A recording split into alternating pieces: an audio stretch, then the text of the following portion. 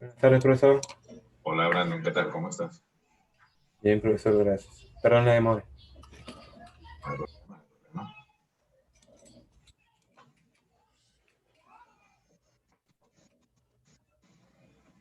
A ver, un toque.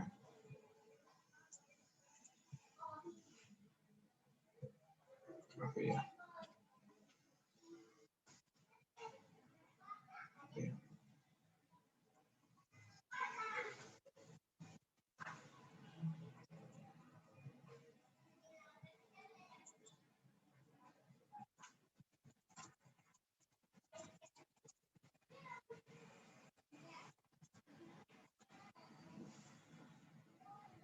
Voy a mandarles un material al toque,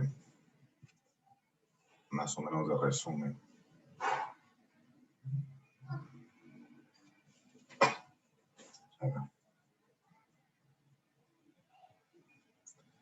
A ver, veamos en el chat, lo voy a enviar, ¿eh?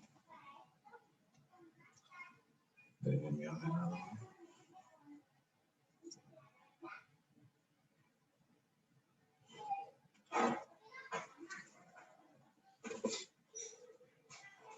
¿Les llegó al chat?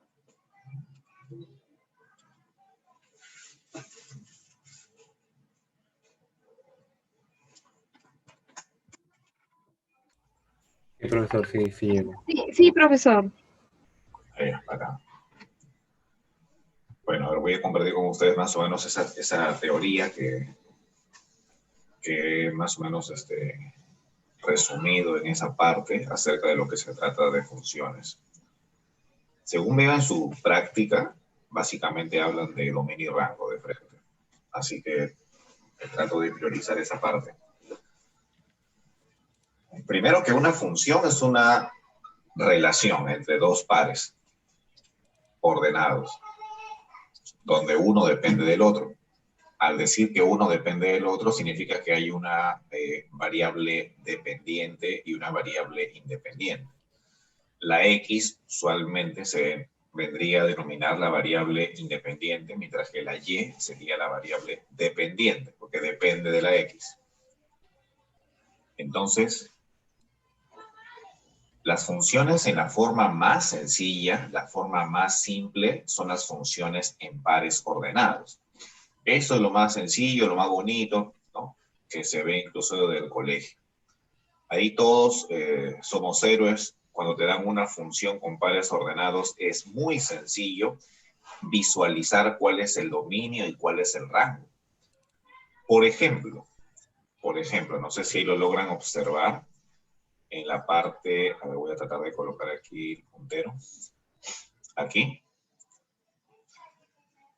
Ahí vemos, por ejemplo, que hay una relación donde el dominio es 1, 3, 4, es decir, las primeras componentes, y el rango es 2,0, es decir, las segundas componentes. ¿Sí lo ven? Sí, profesor, sí se ve.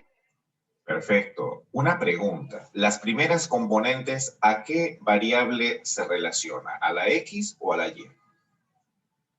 Las primeras a la X. Muy bien. Y las segundas componentes, por lógica, a la Y, ¿cierto? Entonces, esa misma idea la vamos a seguir teniendo para las funciones grandes, para las funciones que tienen que ver con expresiones algebraicas grandes. Pero esa idea de que el dominio son las X y el rango son las Y va a permanecer por más tiempo hasta que terminemos de hacer todo lo que tiene que ver con funciones, ¿ok? Entonces, vayan quedándose con eso. El dominio son las X, el rango son las Y. Bien. Bueno, entonces vamos a pasar ahora sí a lo que es la parte de función real de variable real, por lo que ustedes han llevado justamente de lo que es una función graficada en el plano cartesiano. Miren, una función real de variable real simplemente es aquella que se puede graficar en un plano cartesiano, nada más. ¿Por qué les digo esto? Porque si decimos función real de variable real, significa lo siguiente. Cuando decimos variable, es el que varía, la X, vamos a colocarlo con minúscula para que se entienda. la X. Y cuando decimos función, es el resultado, significa que sería la Y. Entonces, cuando dice función real de variable real, te están tratando de dar a entender que la X pertenece a los números reales y la letra Y también pertenece a los números reales. ¿Ok? Tenemos que descubrir seguramente cuáles son los valores pequeños que puede asumir X y Y, y eso se llamaría dominio y rango. Muy bien. Entonces, cuando tenemos una función, creo que esto ya lo saben, de repente lo han visto en el colegio, para poder determinar si la gráfica de una expresión dibujada en el plano cartesiano es o no una función, se aplica un criterio que se llama la técnica de la recta vertical. Cuando trazas una recta vertical en el gráfico de una relación, si corta en un solo punto, decimos que sí se trata de una función. Pero si una recta vertical corta en 2 puntos, ¿qué significa eso? Que la gráfica ya no corresponde a una función. Eso también lo vamos a, digamos, conservar para cuando ustedes observen en sus preguntas gráficas de funciones y noten de que siempre debe, nunca debe intersectar una línea recta por 2 puntos. ¿Ok? Siempre tiene que ser un solo punto como máximo. Si es así curveado y ya una recta vertical lo corta en 2 puntos, no se trata de una función, lamentablemente. Bien, llegamos a la parte del dominio y el rango de una función. Acá sí me voy a detener porque esta es la parte, digamos así, medular de lo que les han explicado ustedes, según veo en sus sílabus también. De frente empiezan con funciones, dominio y rango, ¿cierto? Es lo que he podido apreciar en el sílabo. Entonces, y también es en la práctica. La práctica de frente empieza con dominio y rango. Así que también aquí nos vamos a centrar en esta parte. Bien, a ver, dice criterios para determinar el dominio y el rango de una función. Miren, ¿qué les había dicho? ¿El dominio qué es? ¿Qué variable? X. ¿Y el X. rango? Y. Muy bien. Entonces, si conservamos esa idea siempre, tendremos mucho éxito. Lo que yo les voy a ayudar es a resolver dominios y rangos de funciones sencillas, de funciones básicas. Cada función tiene un criterio diferente. Eso es lo malo. Cuando hay una función lineal, es un poco diferente de cuando es una función cuadrática. Pero todas conservan la misma idea en que el dominio es las X y el rango es la Y. En eso se parecen todas.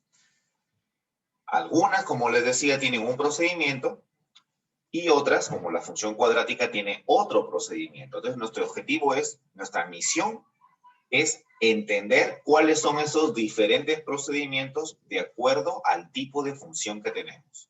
Aquí, en este material, en esta práctica que ustedes están viendo, yo les doy los tips para poder encontrar el dominio o el rango de una función y les he colocado un ejemplo general para las funciones lineales, es decir, aquellas que tienen la x elevado a la 1. Voy a empezar con lo que es los tips.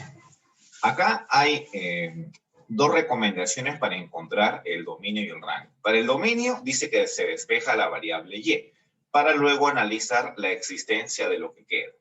Y para encontrar el rango, pues lo mismo, pero la otra variable. Se despeja la variable x para después analizar la existencia de su equivalente. Dice, vamos a ver de qué se trata cuando dice esto de despejar la variable x o despejar la variable y analizar la existencia. Para eso necesito que ustedes se centren en algo. Miren esta observación. A ver. Voy a reducir acá la camarita. Bien, miren. Miren esto que dice ahí, tener en cuenta.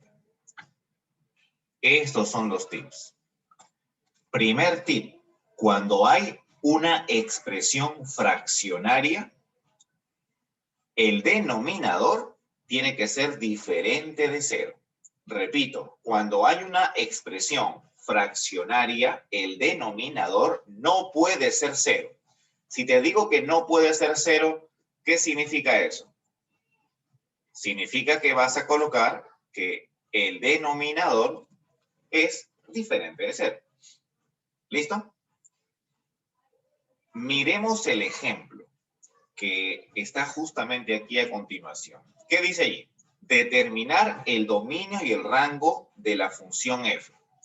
Yo les pregunto una cosa. Esta función que ven acá tiene una expresión fraccionaria, ¿cierto? ¿Cuál es su denominador?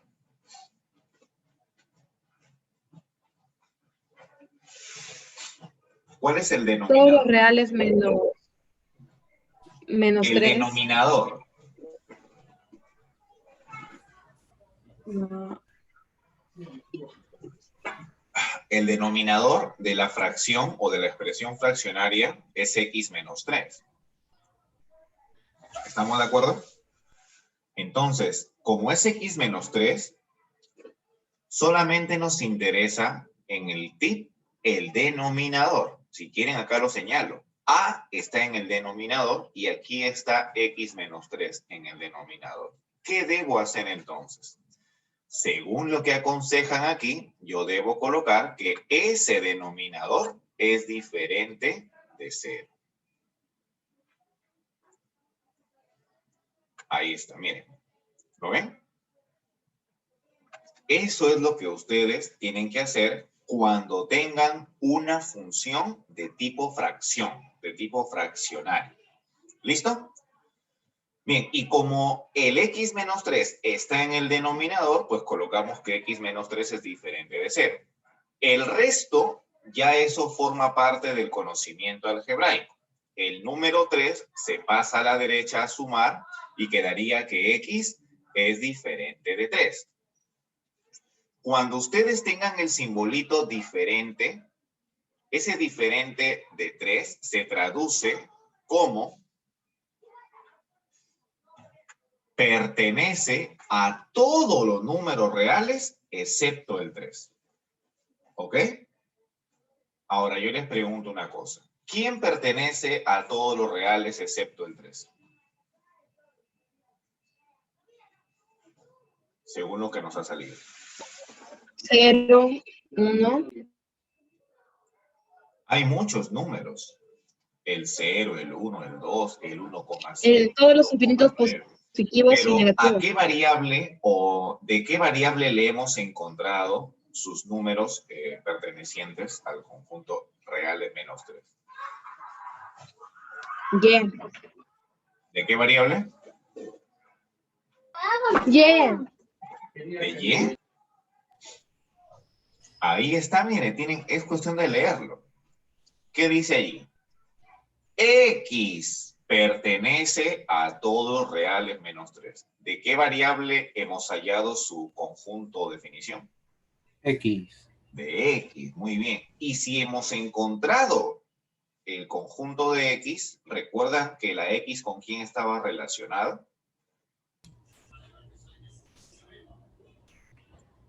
¿Con el rango? ¿Con el rango o con el dominio? Dominio. Dominio. Con el dominio. Entonces, cuando ustedes encuentran X pertenece a algo, lo que en realidad encontraríamos, ¿qué cosa es? El dominio. Entonces ahí, una vez que ustedes encontraron X pertenece a algo, agarran y colocan. Ajá, entonces, dominio, ¿de quién? De la función. ¿La función cómo se llama? La función se llama f. Es igual, y colocan ahí, ¿no? R reales menos el 3. Algo así. Ya está. Eso es lo que colocaríamos una vez que encontramos la X. ¿Listo? Chicos, ¿hasta ahí estamos de acuerdo? ¿Estamos bien? Sí, profesor. Bacán. Perfecto. Entonces, Aquí justamente voy a borrar los dibujitos ya. Aquí está, miren ustedes allí, la solución del dominio. Reales menos el 3. Todo es cuestión de práctica. Cuando ustedes encuentren el simbolito diferente, ya están aprendiendo de que se coloca reales menos el número que está allí, ¿cierto? Y cuando no esté el simbolito del diferente, pues simplemente como X vale 3, pues es un solo número. El dominio sería la llavecita 3, nada más. Ahora, ¿cómo sería para encontrar el rango? Encontrar el dominio muchas veces resulta más fácil, más práctico de encontrar el rango. El rango a veces resulta más complejo, porque el rango está relacionado con la variable y. Lo que yo les estoy dando aquí es un ejemplo total para la función fraccionaria, que de repente la encontramos en la práctica tal vez, de cómo hallar el dominio y el rango. Ahora veamos el rango. ¿Qué podemos interpretar aquí de lo que se ha hecho para el rango? Miren. Y esto también acá estaba olvidando comentarles, ¿no? ¿Qué dice ahí? F de X, ¿cierto? F de X es igual a 2X más 1 sobre X menos 3. ¿Y qué dice acá? Y. ¿Estará bien eso? ¿Sí saben por qué son iguales?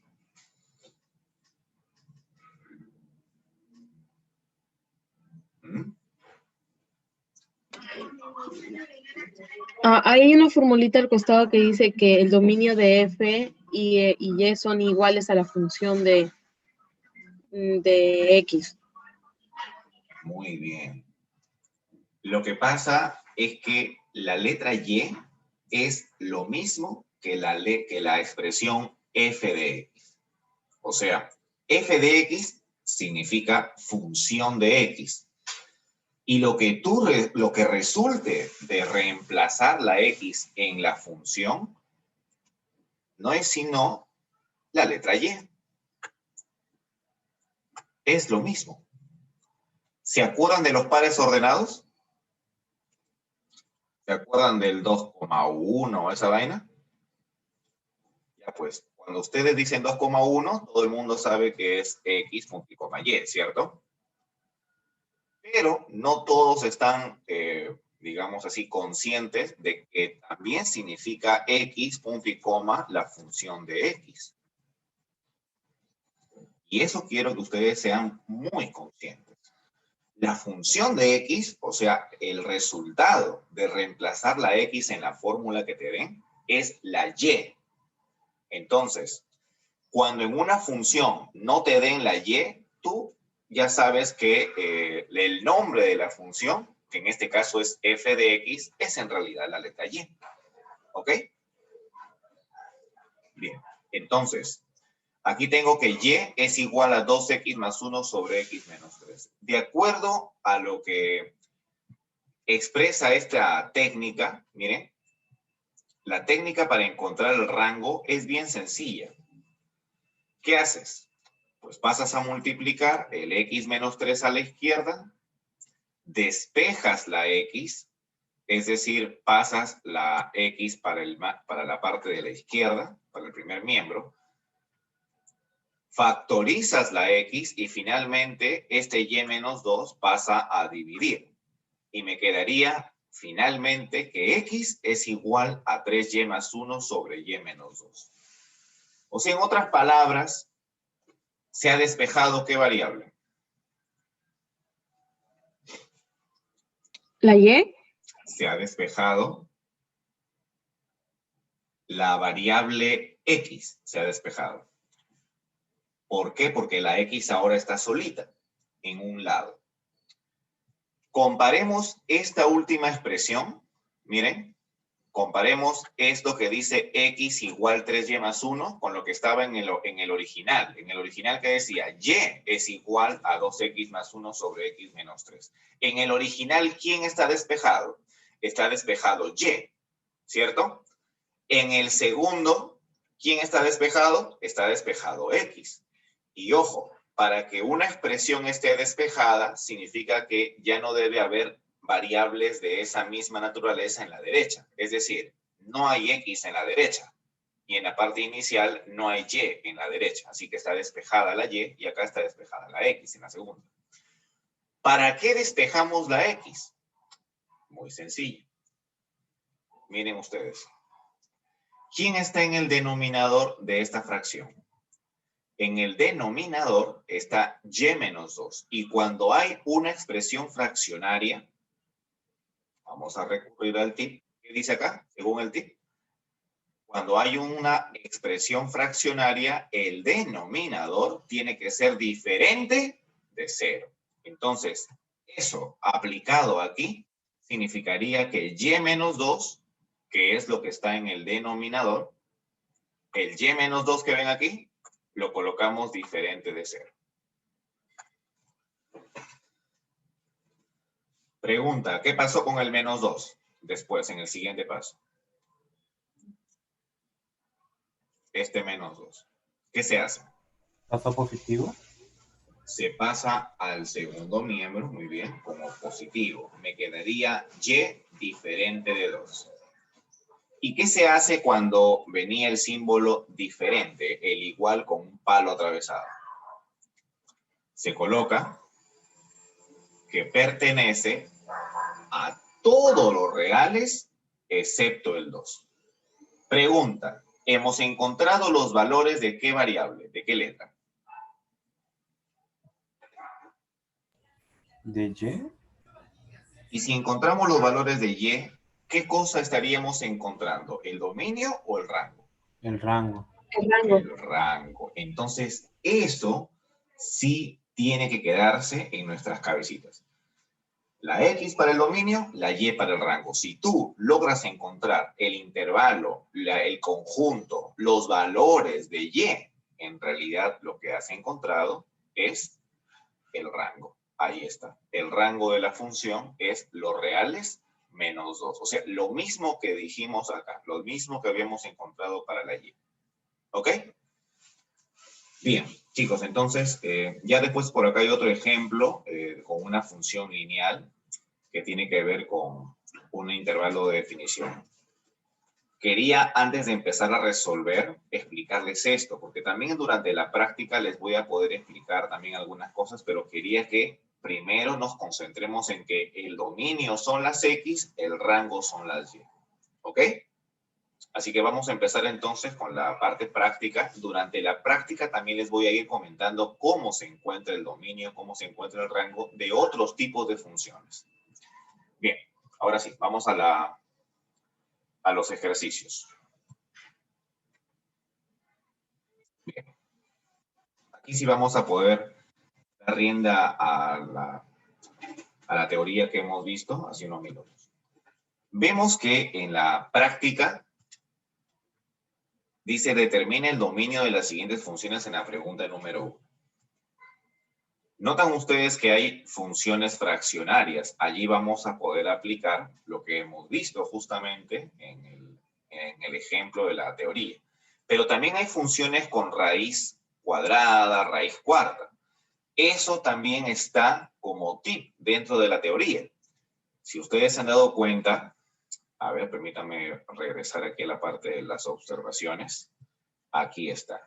¿Cuál es el segundo tip? Que cuando hay una raíz par, ¿qué se hace?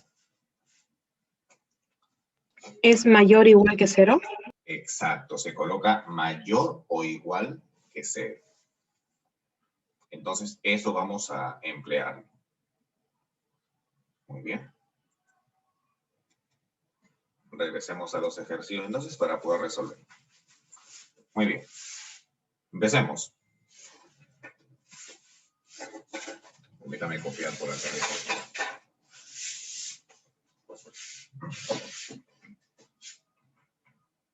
A ver. F de X igual.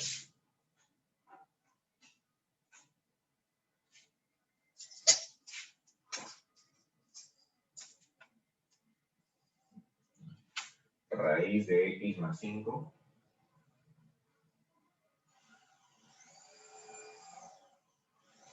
sobre x al cuadrado menos 4.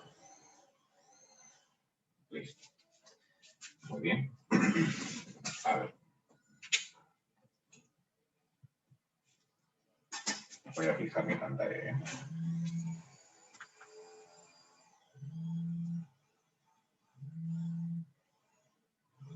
A ver.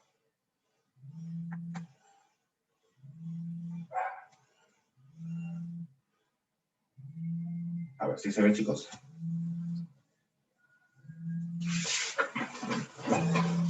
A ver, miren.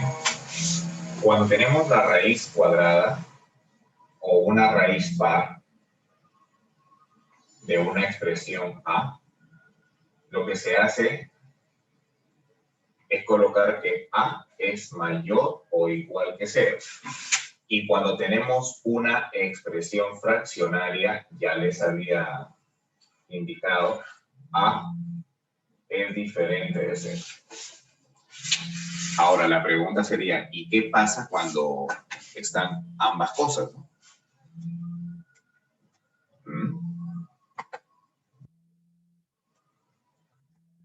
¿Qué pasa cuando están ambas cosas? Pues simplemente hacemos una intersección. Pero primero resolvemos para lo que tenga la raíz, para lo que tengas en la parte del denominador y finalmente lo que resulte lo intersectamos. Bien, vamos. ¿Quién sería la expresión dentro del radical aquí? Sería, a ver, x Más 5 al bien. ¿Qué colocamos de x más 5? igual, mayor o igual Mayor o igual a que 0. 0. Muy bien. ¿Qué debemos hacer en ese caso? El 5 pasa a la derecha. Quedaría que x es mayor o igual que menos 5. ¿Cierto? Pregunta, ¿a qué intervalo pertenece x si x es mayor o igual que menos 5?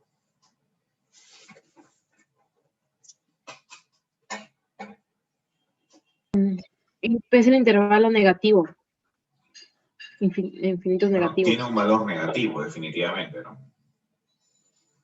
Cuando les pregunto cuál sería el intervalo, me refiero a lo siguiente, ¿no? O sea, que se imaginen la recta, colocan el menos 5, un palito, como dice mayor o igual, lo sombreamos, y ahora la pregunta es, ¿hacia dónde va? ¿Hacia dónde van los valores de x? ¿Hacia la izquierda o hacia la derecha? Hacia la izquierda. ¿Por qué? ¿Cómo se lee la desigualdad? No, hacia la derecha. Hacia la derecha. ¿Por qué? Porque cuando va en negativo, tiene el mayor sería menos 4. Así sucesivamente, menos 3, menos 4, menos 2, hasta que llegue a positivo. Porque si fuera menor, sería para el lado izquierdo. Claro, muy bien. Claro, exactamente. En matemática, digamos así que los docentes hacemos algo muy simple. Como dice que x es mayor, significa que vamos a utilizar los valores mayores que menos 5. Y los valores mayores van hacia la derecha. ¿Ok? Lo que traducido es lo que comentabas, que el x tomaría valores como menos 4, menos 3, hasta hacerse positivo, ¿cierto? Y más allá todavía. Entonces, eso es correcto. ¿Cómo se expresa esto en intervalo? ¿X pertenece a qué intervalo? Menos 5 cerrado, Muy bien. coma, infinito positivo. Excelente. Pero, profesor, ¿cómo te das cuenta cerrado. cuando es abierto, cuando es abierto y cerrado, cuando se pinta la bolita? ¿Cómo te das cuenta? Me olvidé ya. Ah, ya. Es muy sencillo. Cuando viene el simbolito del palito de igual, es cerrado. Pero si viene solamente mayor, es abierto. ¿Ok? Sí, todavía. Claro, o sea, cuando viene el palito del igual, colocas cerrado, corchete. Pero si solamente es mayor que menos 5, entonces se coloca abierto. ¿Listo? Bien, sigamos entonces. Ahora, faltaría la segunda parte. Ya hice del numerador que tiene raíz. Ahora, en el denominador, ¿qué debo colocar? A ver, Brando. X al cuadrado menos 4 es, no es igual a 0. Perfecto. No es igual a 0, diferente de 0, como lo quieras expresar. ¿Qué hacemos a continuación? X al cuadrado diferente de 0 más 4. O sea, 4. ¿Cierto? Sí. Muy bien. ¿Y ahora? X, no. ¿Se saca la raíz? Claro. X, ¿qué valores no puede ser?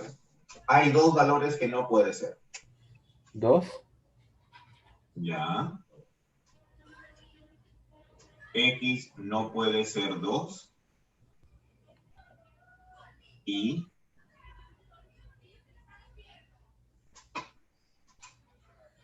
¿qué otro 0. valor no puede ser X?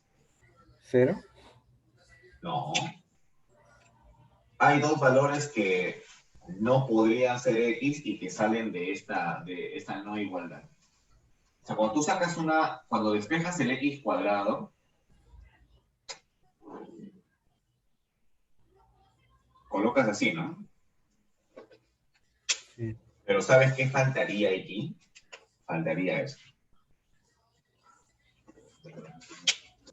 Porque como se trata de una variable cuadrada, entonces al sacar la raíz cuadrada estamos en obligación de contemplar la posibilidad de que pueda ser positivo o negativo.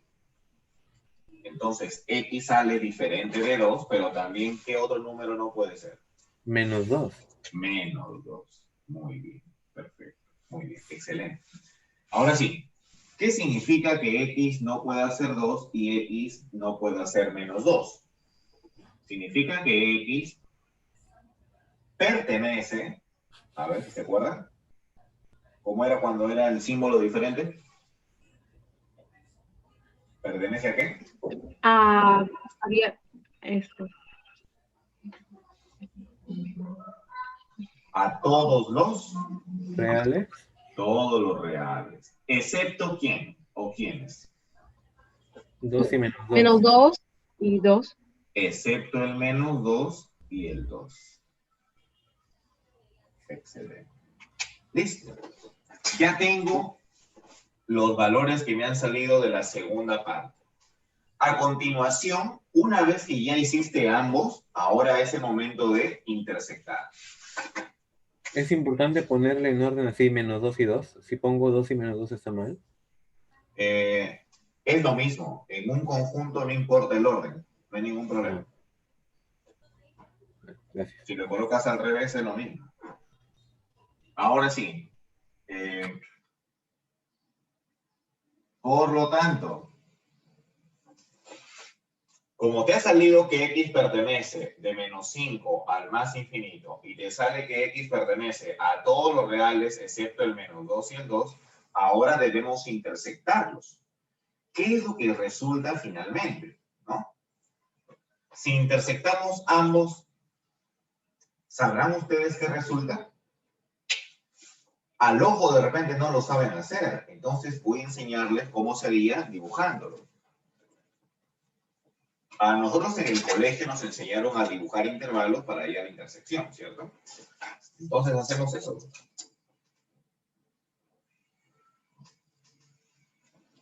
Coloquemos los números. Por acá estará el menos 5. por aquí estaría el menos 2 y por aquí estaría el 2. Empecemos dibujando el primero. El primero es facilito, ¿no? Menos 5, puntito pintado hacia la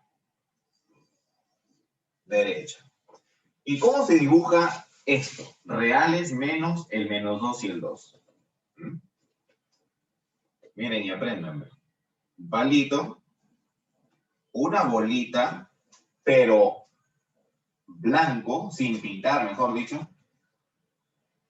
En el 2 también un palito, una bolita sin pintar. ¿Por qué no lo pinto? Porque no quiero tomar esos valores. Yo quiero evitarlos, porque dice que X pertenece a todos los reales, excepto estos dos. ¿Ok?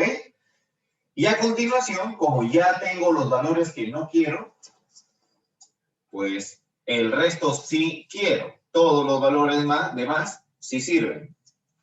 Ya está dibujado. Pregunta, ¿cuál sería la intersección?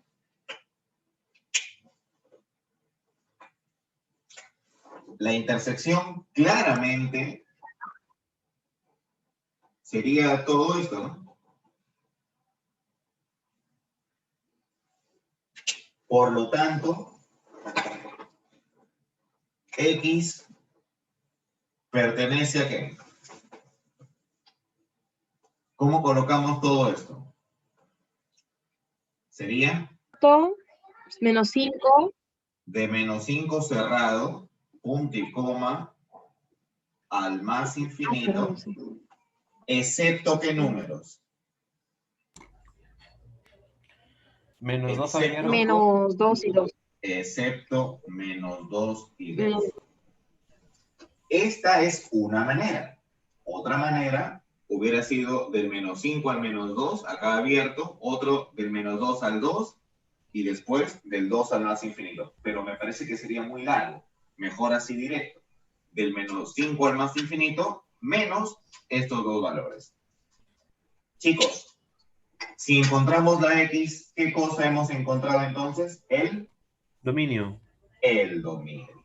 Exactamente. Por lo tanto, acá solamente haría falta agregar, ¿no? Dominio, 2 puntos. Y ya está. O colocar dom de f de x y esto de acá. ¿Listo? Muy bien. ¿Se entendió? Sí. Sí, profesor. ¿Puede bajar un poquitito la cámara? Porque no se ve la parte de abajo. Ahí. Sí, ¿Ahí está bien? gracias, profesor. Sí, era así. Perfecto. O vamos acercándolo un poco más para que puedan también chequearlo mejor. Ahí está. Ya. ¿Se ve? Bien, sigamos. Siguiente.